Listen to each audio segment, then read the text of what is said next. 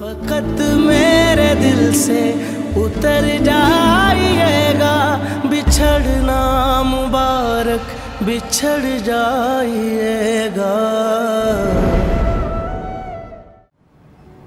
آقا دانیال بفرما. یه چک 80,000 تاییه. تشکر لازم نیست. باید یه جایی برم. تا برگردم یکم دیر میشه. باشه، اشکال نداره. وایسی. شما خوبی؟ آره. میخواین باهاتون بیام؟ نه نگران به نظر میای. آخه دیر شده برای همین. برید. باشه فعلا.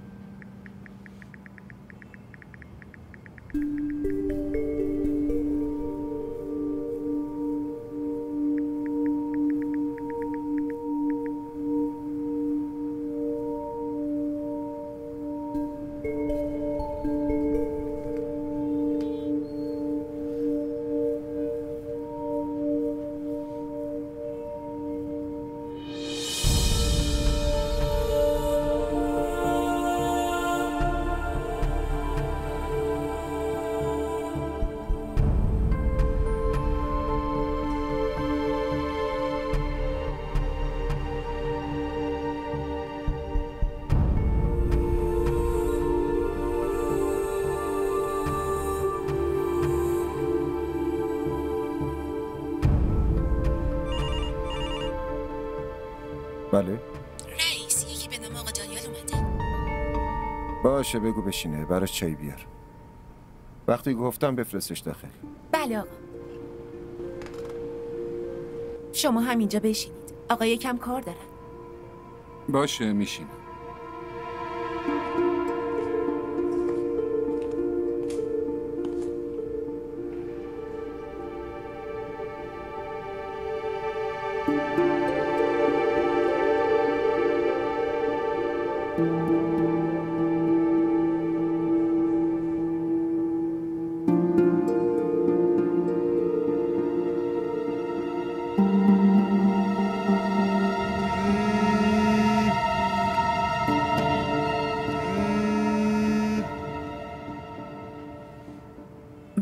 الو، اون اینجاست. اونجا نشسته؟ نه، گفتم فعلا بیرون باشه. یکم که منتظر بمونه حالش جا میاد.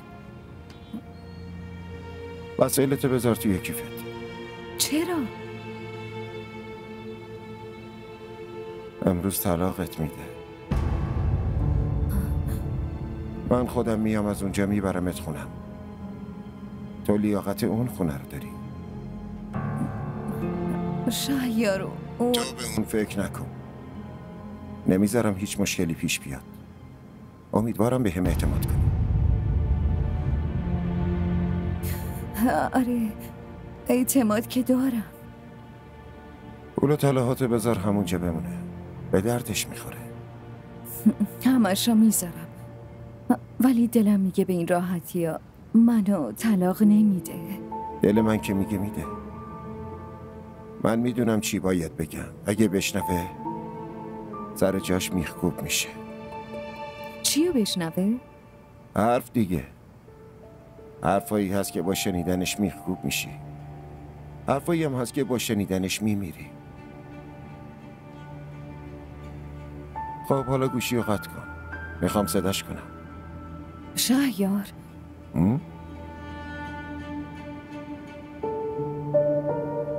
حواست باشه. بگو موفق باشی. موفق باشی.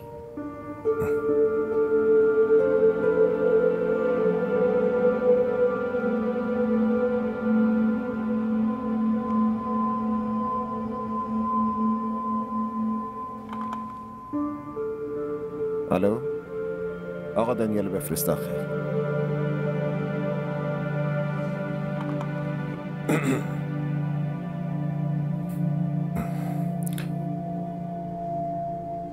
لطفاً بفرمایید. بله. کیفتون رو نمیارید؟ شما همسر مهوش خانومید؟ بله. لطفاً بیارید.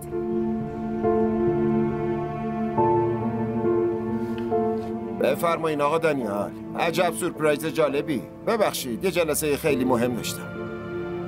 بفرمایین. لطفا بشینین. خب بگین جناب ببینم چی میل دارین؟ نه هیچی از دست شما نمیخوام. بله آقا دانیال. چی شده از این طرف ها؟ شما یه مقدار به مهوش لطف داشتین. اومدم تا جایشو که میتونم پس بدم. مثلا این 500,000 تا، این گردنبند رو شما بهش دادید، اما گردن من افتاد. اومدم درش بیارم. شاید از اینکه بدون اجازه شما رفته اسلام آباد عصبانی هستی. عصبانیت هم از خیلی چیزاست آقا شهید، ولی جایگاهی ندارم که بخوام از رفتنش عصبانی شم. موضوع اینه که ما دوتا هم خواستیم ازدواج کردیم. یه پسر داریم آقا شهید. من کلی آرزو دارم برای زندگی. الان حس میکنم آرزوهام دارم به فنا میرم. برای همین اینا رو بذارید پیش خودتون. رسیدشم لطف کنید بهم بدید. منم میرم و دیگه پشت سرم هم نمیرم. ولی اون میبینه. دنبالم میگرده.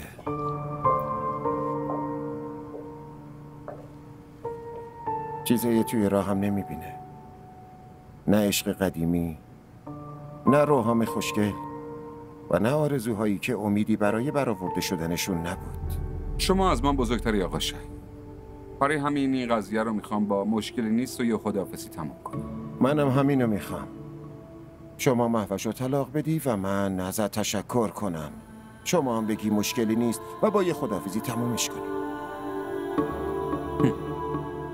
همین عالیه. اون الکی میترسید که شما با شنیدن این حرف عصبانی بشی. چی؟ مهوش دیگه. الان اینا رو بگیر، رسیدشم بهم بدی. ممکنه نیاز بشی. حرف من نصفه موند. من خبر داشتم شما داری میای تا پولا رو پس بدی و همینطور گردم بند، ولی نمیدونستم که مهوش رو بازم پیش خودت نگه میداری. اونم بده آقا.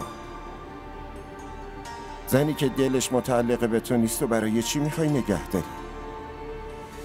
مخصوصا که دیگه مال تو نیست. اینقدر اذیتش نکن. میخوام یه تعریف ازت کنم. خواهش میکنم.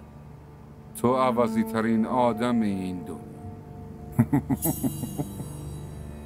غرق و مست تو غرور پول. اون وقت شما چی؟ فقط به خاطر یه عقد همچین دختری رو گرفتی و نشوندی پیشت، ولی اون نمیخواد پیشت باشه. اون اشتباه کرد. بدون اجازه با تو رفت اسلام آباد. خودش هم از این موضوع خیلی شرمنده است. حتی یعنی اینقدر شرمنده است؟ یه لحظه. ببین داداش، وقتی ببینی متوجه میشی چی میگم.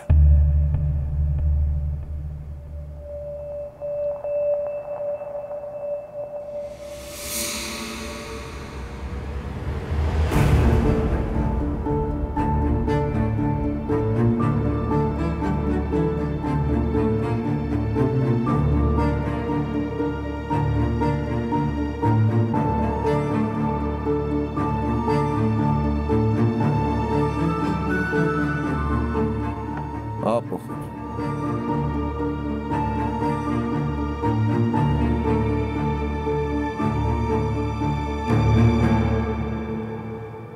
اگه اشتباه هم کرده، هر دختری باشه که یه پولداری مثل تو بهش بگه چقدر قیمتیه خوشحال میشه. از رو خوشحالی ممکنه خطایی بکنه، ولی بعدم میفهمه به هر قیمتی هم که خودشو بفروشه بازم ارزون. میتونم 50 میلیون بهت پیشنهاد بدم. برای چی؟ که معافش رو طلاق بدی.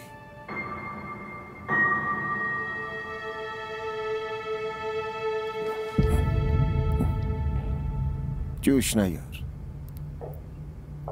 حتما خیلی دلت میخواد لیوانو برداری و بزنی تو صورتم، یا اینکه خونمو بریزی، ولی این عاقلانه نیست. برای چی داری خودتو برای یه همچین دختری به باد میدی که نمیخواد بهت وفادار بمونه؟ اون یادش رفته شما دوتا خودتون همو خواستین، یا اینکه یه بچه دارین، یه آرزوهایی هست که با هم دارین. خب تو بهشون برس داداش. اون از قایقت پایین پریده، پس سبکتر برو سمتشون.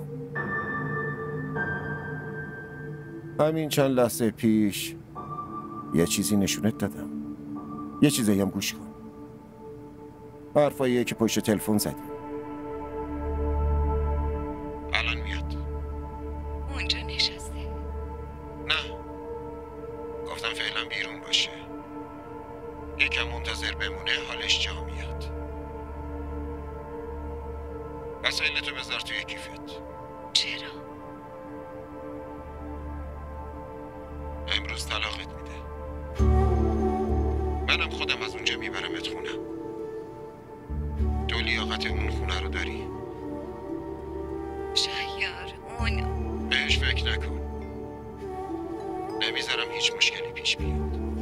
امیدوارم بهم اعتماد کنی. آره، اعتماد که دارم. پول و طلاقاتو بذار همونجا، به دردش میخوره. همشو میذارم، ولی دلم میگه به این راحتی منو طلاق نمیده. دل من که میگه میده. من میدونم چی باید بگم. اگه بشنوه سر جاش میخکوب میشه.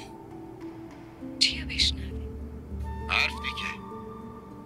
حرفایی هست که با شنیدنش میخکوب میشی، حرفایی هم هست که با شنیدنش میمیری.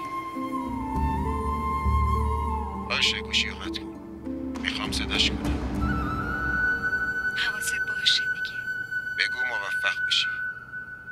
موفق باشی.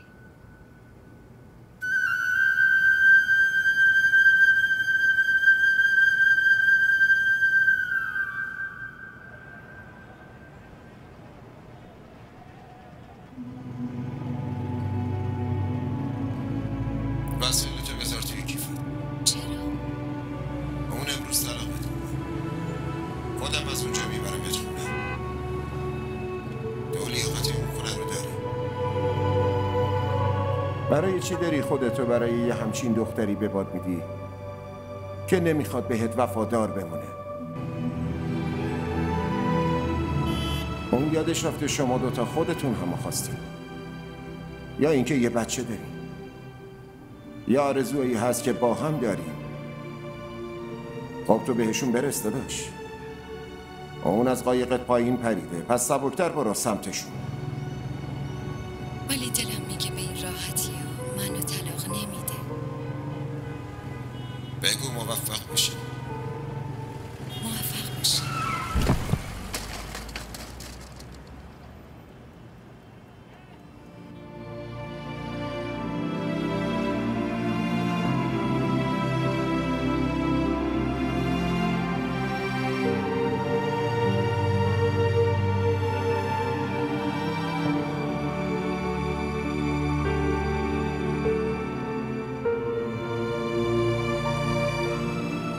ممنونم مانتی. دیگه برو. ببینم مطمئنی؟ نیفتی زمین. نه من خوبم. باشه. اینم داروهات. اینم کیفت. خیلی ممنون. فعلا خدافظ.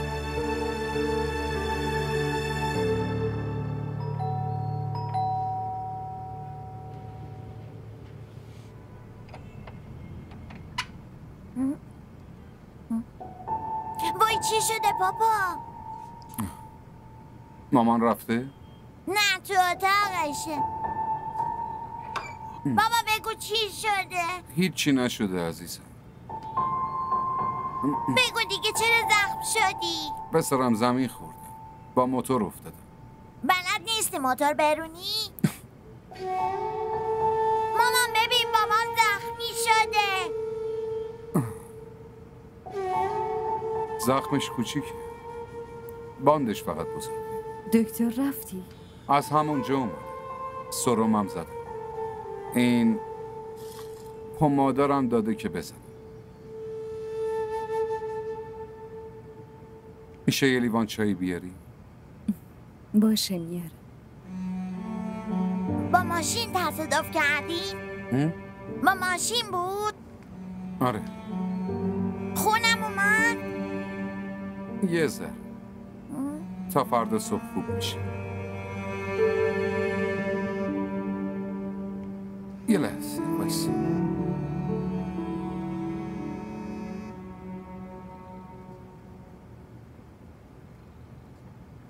بله آقات. شما نیومدی؟ نمیدونم چی بگم آقات. تصادف کردم. زخمی شدم. الانم پانسمان کردم اومدم. خیلی شرمم. نه مشکلی نیست. مراقب خودتون باشین. چشم. امروز ناراحت بودی. حقیقتش نگران شدم. موتورم که میرونی. بله بعضی وقت. ولی الان دیگه. خیلی مراقبت کنید. ببخشید. بله؟ فردا 80,000 تاتون رو پس میده. برای چی داداش انقدر با عجله؟ شما که گفتی 2-3 ماهی طول میکشه. دیگه طول نمیکشه. چندین ماه توی لحظه تموم شد. من 80,000 تامو برداشتم و برگشتم. شما حالت خوبه دیگه آقا دانیال؟ بله فقط یکم زخمی شدم. مشکل دیگه این نیست. فردا اداره میاین؟ بله حتما. میبینمتون. میبینمتون. مشقاتو نوشتی؟ خیلی وقته. پس زود برو بخواب.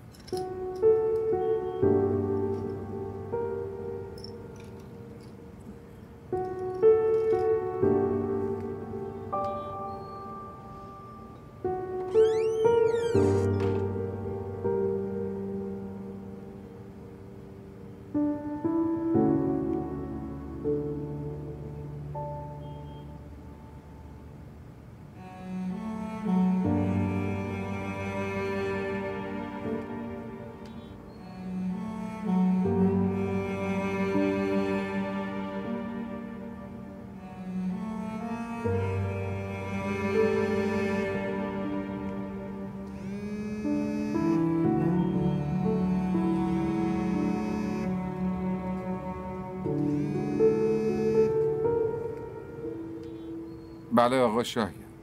اوضاع بر وفق مراده؟ بله خوبه. من ساعت چند بیام بهتره؟ بعد ساعت 10. روحام ساعت 10 میخواد. کاری هست برات انجام بدم؟ شما خیلی باهوشی آقا شهریار، ولی بعضی وقتا حرفای عجیبی میزنی. شما بهم بگو چه کار دیگه ای از دستم بر؟ سوالا با سوال جواب میدی. قبل از اینکه گوشی رو قطع کنی میخوام یه ضرب المثل بهت بگم. وقتی زنت دستتو ول میکنه و میره نگهش ندار، چون قبل از اینکه دستتو ول کنه رفته.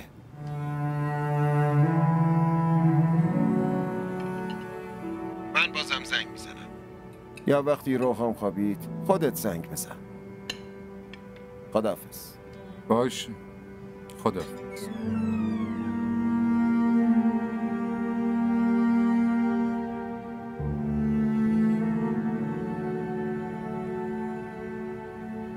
وایسا بشین.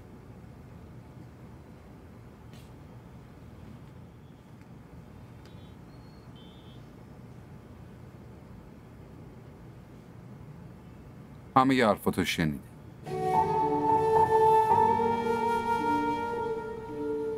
همونایی که قبل از رسیدن من به شهریار گفتم. اون همه‌شون رو ضبط کرده.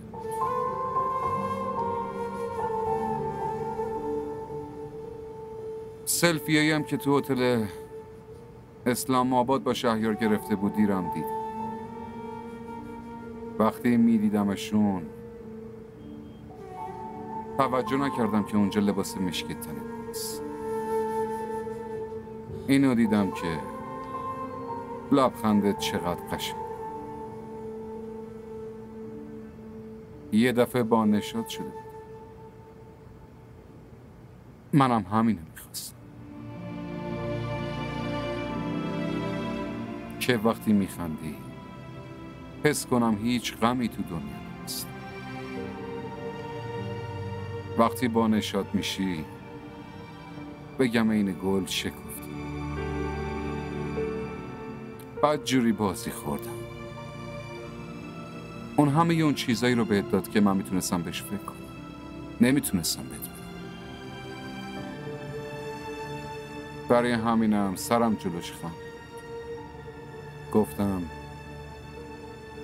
من شکست خوردم و تو برنده شدی.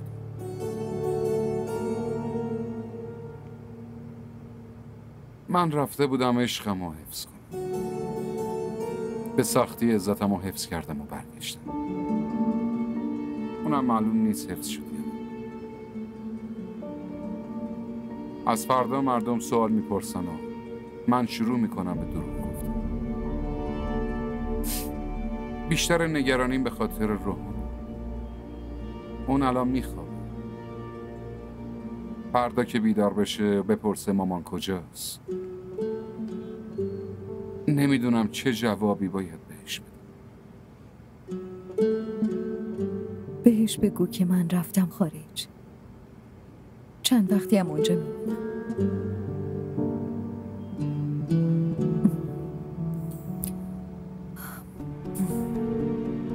شرمندم دانیال. دیگه باید برم.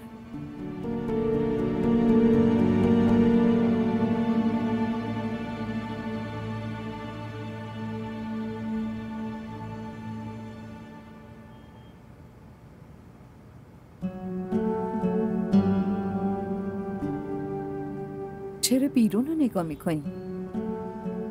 دارم میبینم روحام هنوز نخوابیده. هنوز ساعت 8. قبل از ساعت 10 که نمیخوابه. تو وسایلتو جمع کن. نذار هیچی از وسایلت بمونه. اگه کمک خواستی صدام کن باشه؟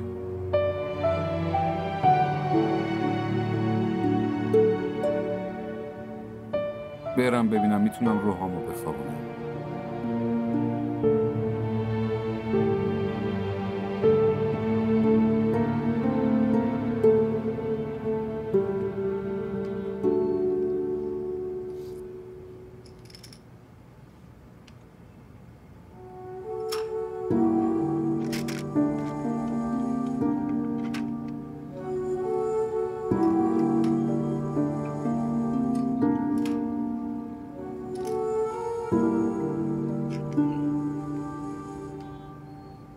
داری؟ آره خیلی درد دارم.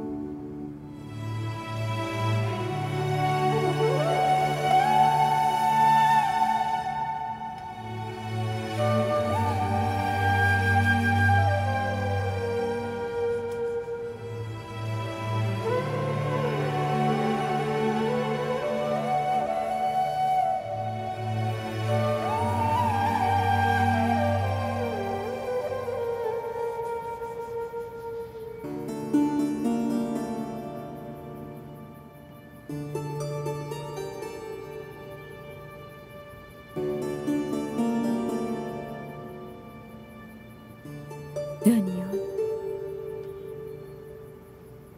روحام خوابید. خوابی؟ باش.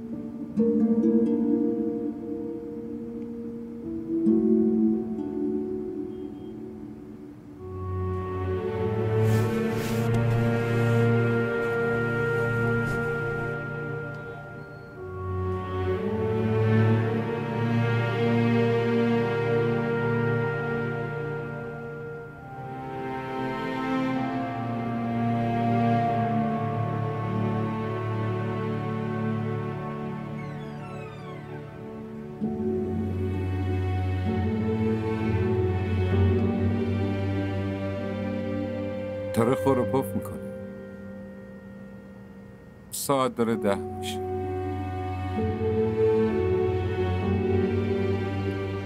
وسایلی تو جمع کردی؟ آره. من به آقا شهریار زنگ میزنم. موبایلم کجاست؟ اونجا گذاشتی.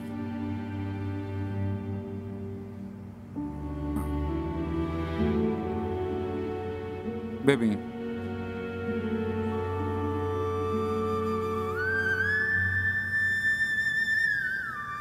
میتونی یه کاری برام بکنی؟ بگو. همینطوری یه فکری به سرم زد. امشب و نرو. جلوتو نمیگیرم. فقط یه خواهش. فردا صبح روحان بره مدرسه، من برم اداره، تو هم برو خون. شب خیلی سنگینیه محوش. انگار تموم نمیشه. فردام شب میشه دیگه. ولی قبلش یه روز که هست. تو طول روز کم کم جرأتم بیشتر میشه. بعدم انقدر به روحام دروغ میگم که تو این فیلم بازی کردن ها شبم دیگه کم کم میگذره. لطفا واقعا کمک بزرگی میشه. چند روزی که گذشت راستشو به روحان بگو، چون اگه یه وقت یه جایی منو ببینه خیلی اذیت میشه. آره. پس صبح میره دیگه ها؟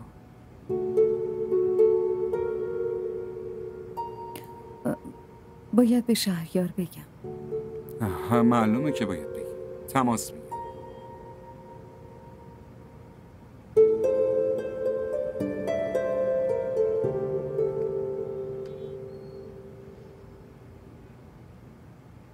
الو؟ دانیال هستم آقا شهریار. بله میدونم. پس آقا روحام خوابید. بله اون که خوابیده، ولی من یکم میترسم. نه اون ترسو نمیگه. حس کردم مهوش باید توی روز بره. وقتی روحان بره مدرسه، وقتی که من صبح برم اداره. بعضی وقتا شبا از خواب میپره. اگه بیدار بشه دنبال مامانش میگرده. هر روز اینطوری نمیشه. ولی میترسم اگه امشب بیدار بشه برای من خیلی سخت میشه. از مهوش بپرس. اون چی میگه؟ اون میگه از شما بپرسم. تو یه مردی. برای چی مثل بچه ها حرف میزنی؟ میدونم. لطفاً این لطفو در حقم بکن. خوشحال میشه. از ته قلبم دعات میکنم. مشکلی نیست. از من صبح ساعت 9 میام. عالی. ممنون. خیلی ممنون.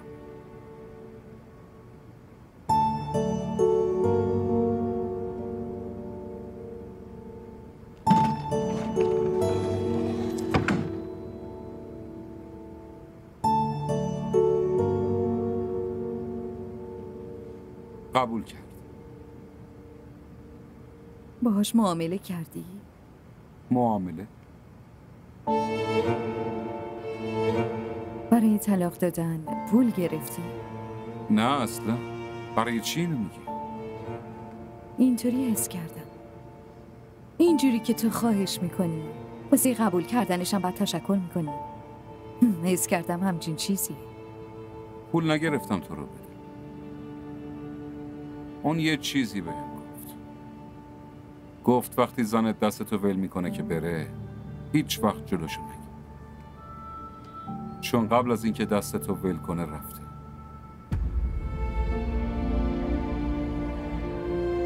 البته بهم گفت 50 میلیون ازم بگیر. چقدر؟ 50 میلیون. خیلی ناراحت شد که تو از خونه نرفته رفتی تو بازار نشستی. ساکت شو. میدونی 50 میلیون چقدره؟ آره میدونم.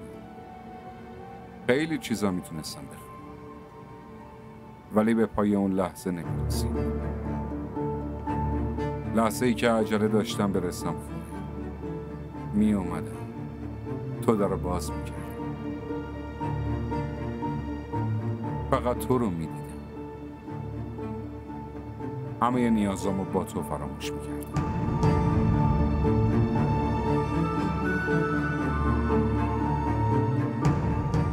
درکت میکنم. تو توهماتت باش، ولی من میرم اون بالا بالا.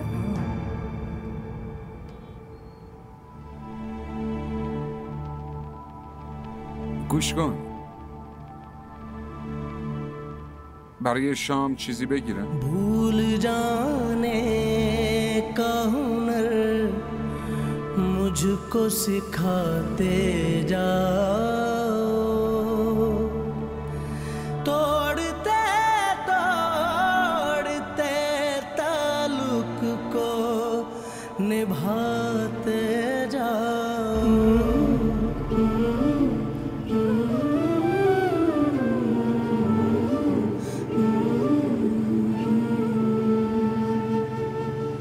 कभी कभी ये मुझे सताए, कभी कभी ये रुलाए।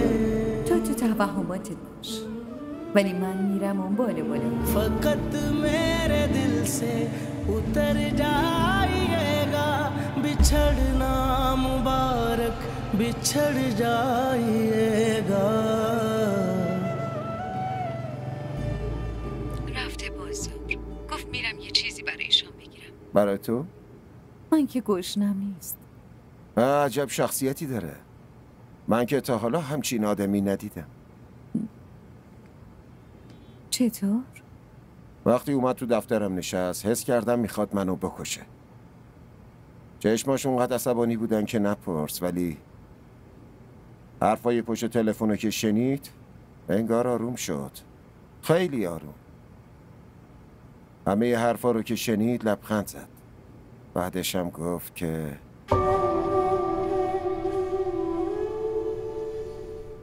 چقدر صداش قشنگ. بله. تو دانشگاه هم کلاسی بودیم.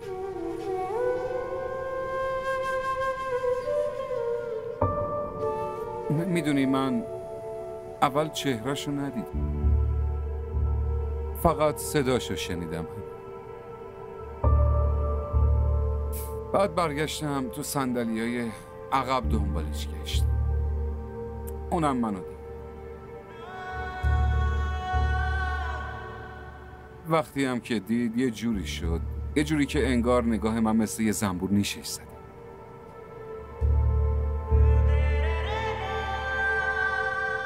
تو خونم که حرف میزنه من ساکت فقط گوش میدم.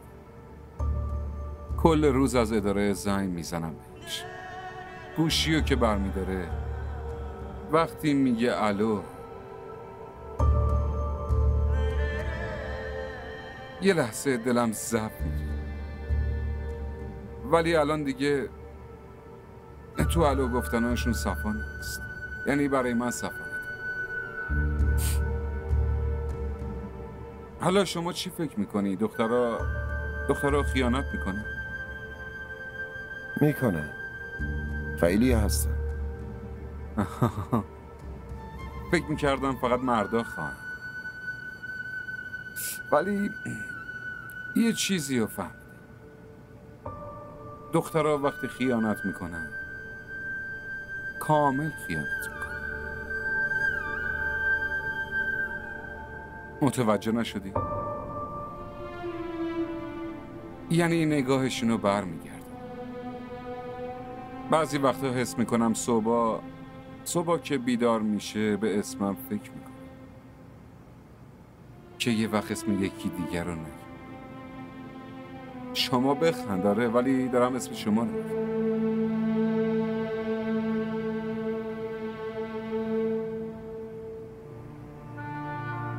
ببینم حالا چه فکری داری؟ چه فکری دارم؟ اول یه ذره بفهمم. راستی به هم بگو وقتی رفت اسلام آباد خیلی زود قبول کرد؟ یه ذره دست نکرد؟ آره، یه ذره مردد بود، ولی تو که میدونی تردید تو عشق جایی نداره. حتما وقتی تو اتاق بودین ترسیده. بس کن دیگه، چه حرفایی میزنی؟ نه، فقط برای اطمینان خاطر دارم میپرسم. نه، نمیترسید، فقط یه ذره حیرون بود. چون اتاق رو دیدی. تا حالا اتاق یه هتل 5 ستاره رو ندیدی. من هیچ وقت نتونستم نشونش بدم، همش به خاطر آقا جونم. اگه به رشوه فکرم بکنم جلومو میگه، حسابی دوام میده. همین 10-15 روز پیش بهش فکر کرد، 1 میلیونم آوردم خونه. وقتی فهمید یه قشقرقی به پا کرد که مجبور شدم برم پسش بدم. ولی تا جایی که من میدونم پدر تقریباً 5 سال پیش فوت کرده. بله، فکر کنم الان 4 سال شده. ولی هر وقت به یه کار غلط فکرم میکنم میاد تو خوابم، چک میزنه تو صورتم.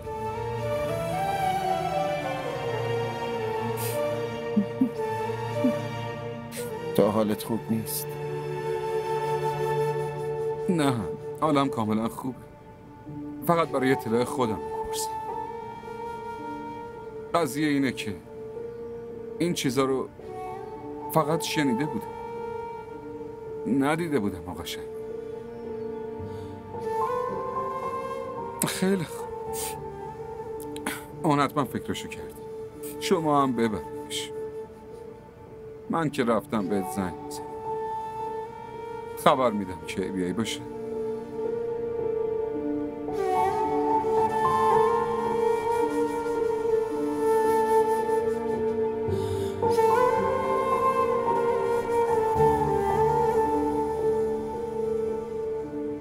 مراقبش باش. حتما. خداحافظ. یه لحظه.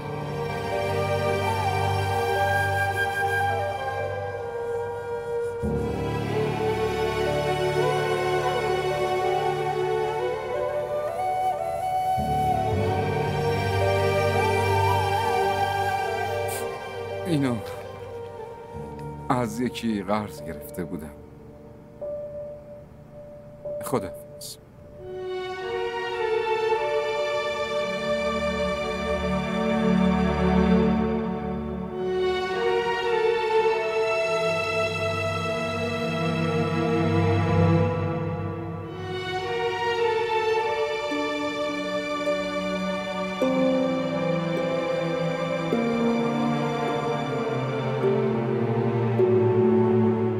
फकत मेरे दिल से उतर जाइएगा, बिछड़ना मुबारक बिछड़ जाइएगा।